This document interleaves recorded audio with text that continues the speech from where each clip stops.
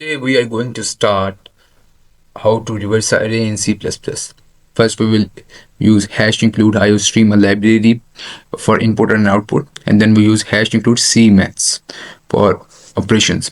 Then we use int main is a function in which we are declaring an array. Int array is equal to 1 2 3 4 5. We have declared an array in which we have stored 1 to 5 values. Then we will make another array, copy array of size 5. After it, what we are doing, we are calculating the size of the array. Int n is equal to size of. Size of is the operator used to calculate array size. So size of array divided by size of int. What will we get?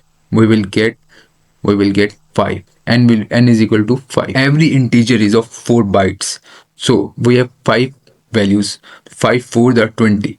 Size of array is 20. 20 divided by size of int. Int is of 4. 20 over 4. 4 5 the 20. The n will be equal to 5. Then we are using a for loop so that we can iterate whole array. For int I is equal to 0, I less than n, I plus plus, in which we have to reverse the array. So to reverse the array, what we are going to do, we want to iterate our array from the end. For it, we will use int j. Int j is equal to n. From as we want to iterate from the end, we will go to the array's size n minus 1, because array n minus 1 will be the last element of the array. N minus 1 minus I. Why we are doing minus I? Minus I we are doing because with every iteration I will be separated in every iteration. As if let's suppose when I is equal to 0, then we are going in the last index. When I is equal to 1, what we are going to second last index, so that with every iteration your j decreases and until it reaches to the first element. Then what we are doing, then we are assigning array to copy array.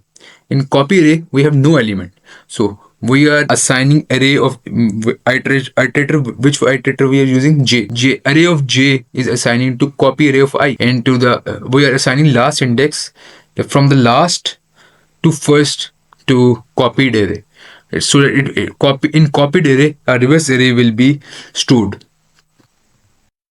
Then what we are doing, for int I is equal to 0, I less than n, I plus plus, we are using again a loop so that we can assign from copied array to the actual array, original array.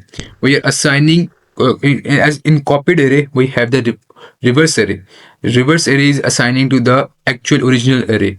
Each element will be assigned to the actual array. It will be overwritten. Then we will create a print function, void print int static ptr and its size, int size.